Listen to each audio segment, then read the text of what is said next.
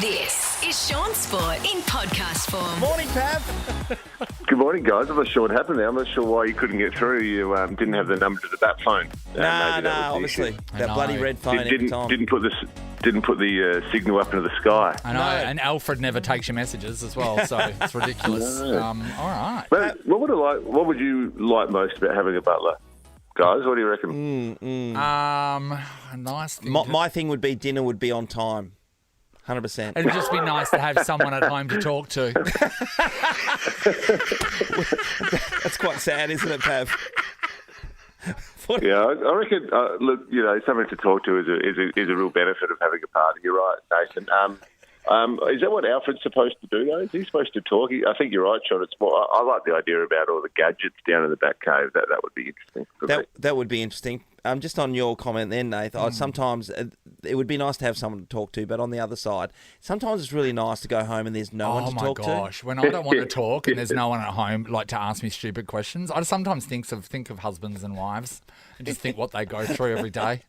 But at the end, they've got someone to look after them.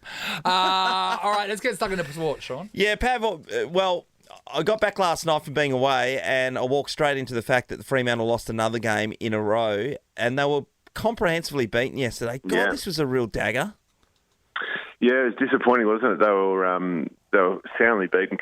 Credit goes to Carlton because they came to play, and when just sometimes you're watching sport and a game of footy in particular, and it just looks like the other team has come to play. Their bodies are flying, they're all in sync, and they're making sure that they're backing each other up, and that's exactly what Carlton did yesterday. They began the game really, really well, kept the ball in their front half, turned the ball over, and scored. Fremantle couldn't get it past halfway in the first quarter, and it's another first quarter loss, and it meant this time they just couldn't keep chasing, and sometimes the damn well breaks when you're having to chase the whole time. They've only won 2 first quarters out of about their last 15 or 20 games, so it was a challenging one, and unfortunately, the game just kept getting away from them. They kicked a few goals late, but it was effectively a 10-goal loss, and the Blues now go above them on the ladder, and it makes it really hard for Freo from here to make the top 8. They got no chances. So no flag mantle. Absolutely. They've really gone backwards this season. On that, Pav,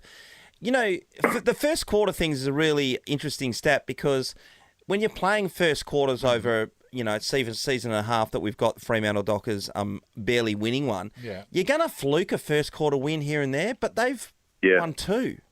It can't be that bad. Right. Yeah, and I think of the stat that we've talked about a bit across at 9 and also at Fox is the fact that if you win the first quarter, I think 70% of the time you go on and win the game. So it's a pretty important one if you're going by stats.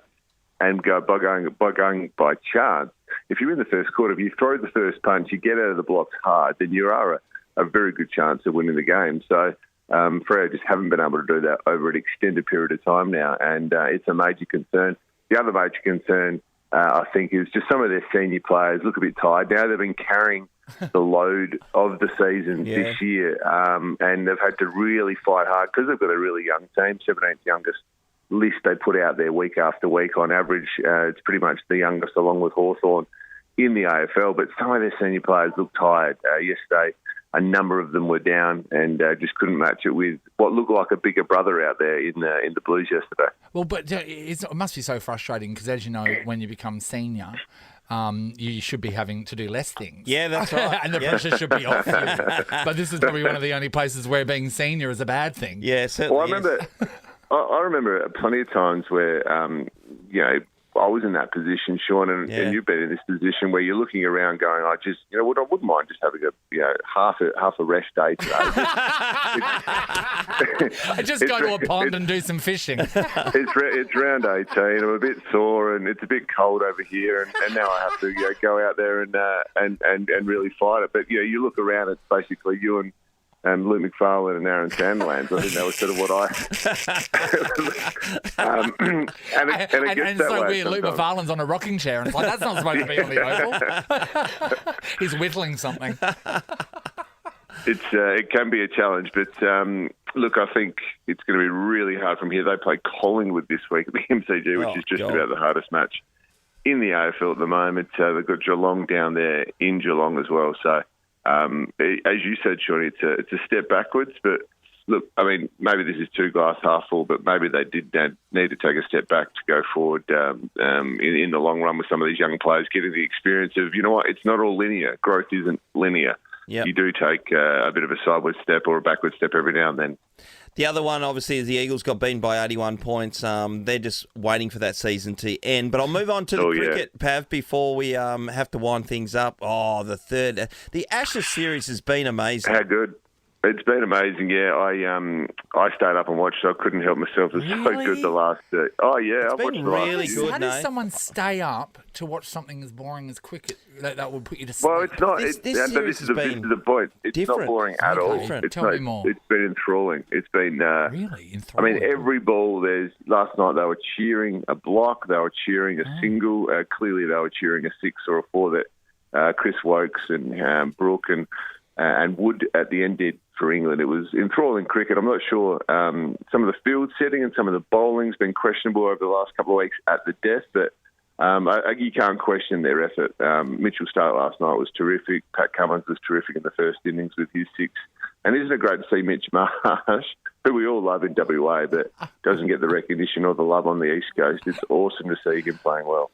Yeah, I was at a birthday party on, I think it was yesterday, actually, and he was FaceTiming the birthday boy, Blairy Taylor. Yeah. And I was in the background with Showing Me Beer. Yeah, giving it the thumbs up. He's having a great time. And good on him, too. Oh, your flight's leaving. You better get going. What's happening here? Yeah. So sorry for the early call. I've got an early flight this morning, which I'll pick up with you next time we talk. But I am at the airport. So hey, Pav. Going, why are you talking so loudly? Be quiet. It's early, and we're about to board a plane. hey, Pav. I've got a tradition that I do when I fly. So when I'm flying away, I'll eat an egg sandwich, and when I'm coming back, I'll eat a toasted ham and cheese croissant at the airport. It's just something psychological that I do. An egg sandwich. Yeah, an egg sandwich, and it's like $12. What about if there's no egg sandwich? Then the plane goes down. It's pretty simple. It's pretty simple. Do you have anything like that you prepare for your flights? Well, Pat? I haven't.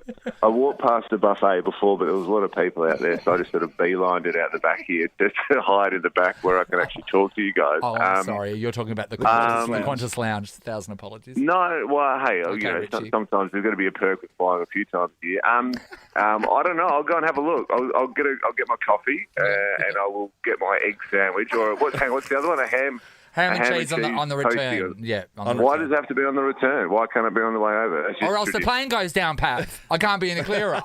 Can you not say that? I'm just about to get off the plane.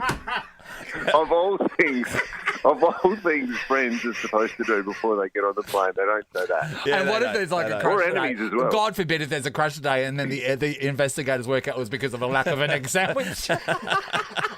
Well, $17 because of some numbnuts talking on radio about it. Exactly, wishing it. Pav, we wish you a safe journey, my good friend. Yeah, me too now, thanks. I wasn't thinking about it before. Now I'm a bit nervous. All the best. Bye, guys. Keep your seatbelt on. All right, bye. Yeah, bye. UFC was on again yesterday, 290 this one was, and Alexander Volkanovski, who came into the studio, the Volk. I know, I touched his belt. Yeah, and how heavy was it? You remember? I know, mate? and like when he flexed his bicep, that was bigger than my skull, and I've got a big head. He was a really nice guy. He was so... You know what? A lot of these guys from the UFC and anyone really to do with martial arts and stuff, which is seen as like a destructive thing to be part of, yeah, a lot of them are really gentle. They really, really gentle, lovely people. You know, in all the UFC guys we spoke to, when you watch how brutal it is, they have been very articulate as well, which is something that you would, from the outside, you'd never... you would. You would. Yeah. But once again, he was able to defend his featherweight title again and go down as one of the greatest ever. I know, because he's so small and light. But he's devastating with what we saw yesterday, and another great performance. Rob Whittaker, the other Australian who was on the card yesterday, got beaten, unfortunately. He was a world champion, Rob, so when you get beaten a couple of times in your career, 2 or 3 times now, I think it's more than 3, you start to go on the decline and your career's almost over because it's really quite brutal. You go back down the step ladder and you're not making the money that you once were. Then 12 months later, you're an I'm a celebrity. It's a slippery Where slope. all dying careers go to try and revive themselves. Well done to the Ponds for getting over the line in the third test. I don't like saying that too often, but Australia weren't consistent enough during this performance. And I was telling the story earlier about Mitch Marsh, who made the 100, but we were up and down the whole way through. One of the big issues for Australia is that Nathan Lyon wasn't playing, and when you don't have a Nathan in your team, you're nowhere. So he pulled his calf just a week ago today, and that was all he pulled apparently. So I don't know how he's going to go. The next test is in Old Trafford in only a few days' time, so hopefully he may be okay to be able to perform in that, but it's looking a little unlikely, and we don't have really another spinner at his level, so that'll be interesting going forward. Are you really going to watch more of this? Like, really? Nathan, it's really good. Yeah, I know, but like... It's getting played in a different manner than you watch traditional cricket. Yeah, I get that. Harry, you've been right into it. You were saying earlier before that every ball... How much? Day one of the third test, there were... England got all out, and then Australia got all out after the March to century. Then we got a couple of wickets as well. 12 wickets in one day of Test cricket is actually an exciting. Plus a century, run a ball century. Can I just ask? So that first day, how long is that broadcast for? If you want to watch the whole thing, what is it? Oh, I did. How many hours is it? 7 or 8. Are you kidding me? No, it's like 6 to.